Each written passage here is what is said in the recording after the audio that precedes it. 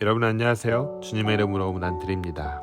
여러분 혹시 손에 가시가 박힌 적 있으신가요? 눈에 보일락말락한 가시 하나만 손에 박혀도 모든 신경이 그곳에 가 있게 됩니다.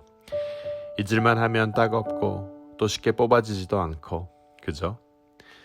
고난도 여러분 어떤 의미에서는 마찬가지입니다. 내가 당하는 고난으로 인해 다른 것들은 보이지 않고 그것만 보게 돼요. 시야가 좁아지고 그 문제에만 연연하게 되죠. 답을 모를 때는 더더욱 그렇습니다. 어떻게 해야 하지라는 질문이 마음과 입술에서 떠나지 않습니다. 금요 시편 69편을 통해 우리는 시인의 억울한 상황을 잘 볼 수 있습니다.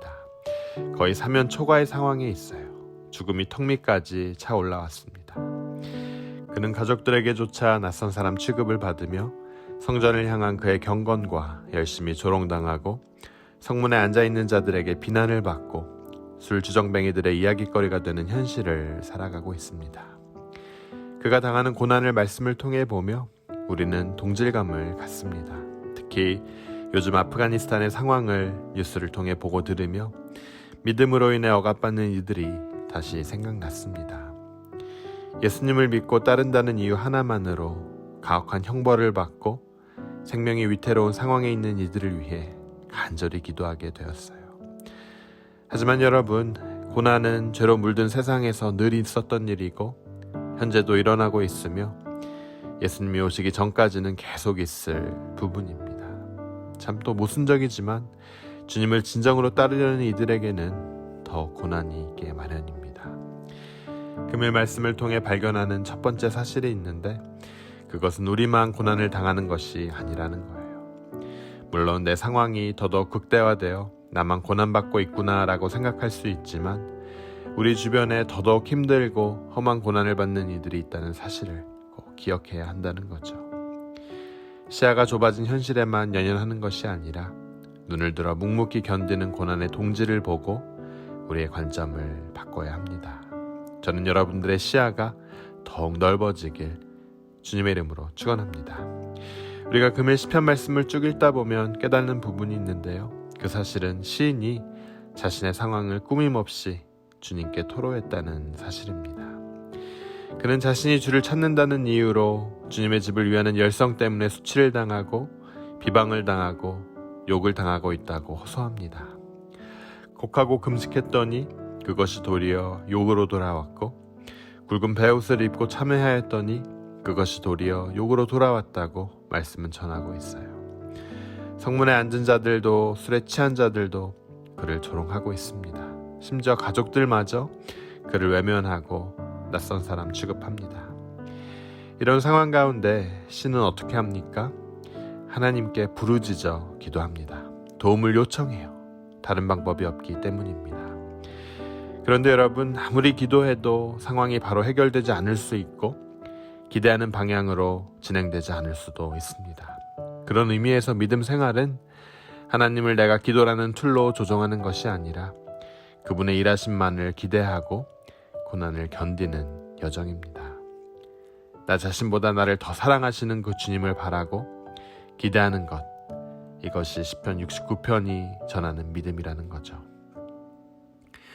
여러분, 우리가 기도를 하며 때로는 우리가 바라는 결과를 미리 다 정하고 하나님과 딜하는 태도를 가질 때가 있어요. 하지만 믿음은 하나님을 내가 쳐놓은 박스에 가두는 과정이 아닙니다. 그분 일하심을 인내하며 바라보는 과정이에요.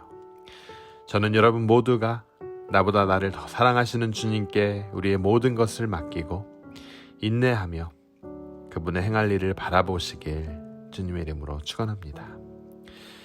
여러분, 마지막 부분을 보면요, 시인은 자신이 기대할 것이 언약임을 분명히 하고 있습니다. 언약의 신실하신 하나님의 인자하심과 진실하심을 그가 구하고 있어요. 하나님께서 그의 얼굴을 다시 돌리시고 그에게서 숨기지 않도록 간절히 구합니다. 지금은 멀리 계신 듯 보이지만 그의 영혼에 가까이 오셔서 구원하시고 성령해달라고 그렇게 구하고 있습니다. 여러분, 그가 기대한 것은 과연 무엇이었을까요? 경건함과 믿음이었을까요? 아닙니다. 그가 기댄 것은 바로 하나님의 사랑과 긍휼이었습니다. 그분의 언약이었어요. 우리 하나님은 사랑의 하나님이시죠. 또 긍휼의 하나님이십니다. 우리를 너무나 사랑하시고 긍휼히 여기시기에 우리에게 최선의 것을 주시는 분이 바로 하나님이세요.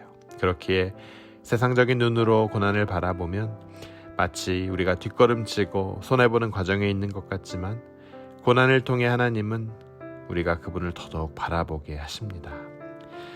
사랑하는 여러분, 마지막으로 시인은 자신의 고난으로 인해 주님의 사람들이 수치를 당하지 않게 해달라고 구하고 있습니다. 주 만군의 여호와여, 주를 바라보는 자들이 나로 인하여 수치를 당하게 하지 마옵소서. 6절 말씀이 이렇게 전하고 있어요. 너무나 아름다운 참 신자의 모습을 보여주고 있는데요.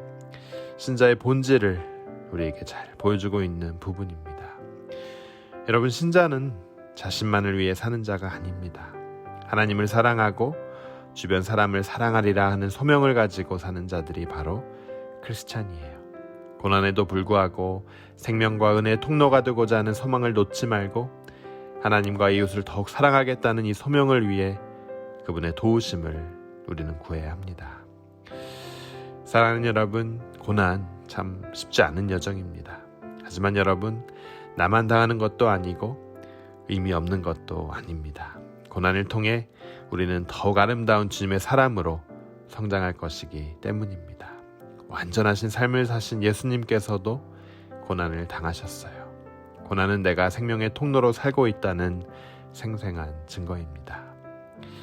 우리의 고난만을 바라보는 좁은 시야에서 벗어나 구원자 되신 주님을 바라며 그분의 소명을 더욱 구하는 여러분 되시길 주님의 이름으로 축원합니다. 우리 함께 기도하도록 하겠습니다. 주님, 은혜에 감사합니다. 고난이 축복임을 깨닫습니다. 우리가 당하는 고난을 묵상하는 대신 고난을 통해 주님을 더욱 알게 하시며 주님을 더욱 의지하게 하여 주옵소서. 내 자신보다 나를 더 사랑하시는 그 주님을 바라보게 하시고 고난 가운데서도 우리 자신이 주변을 위해 생명과 은혜의 통로가 되고 소명받은 자임을 깨닫게 하여 주시옵소서. 또한 이 지구상에서 믿음으로 인해 고통당하고 어려움에 처한 이들을 위해 함께 중보하며 이 어려운 시간을 잘 극복하고 이겨낼 수 있는 담대함 허락하여 주시옵소서. 이 모든 말씀 예수 그리스도의 이름으로 간절히 기도드립니다. 아멘.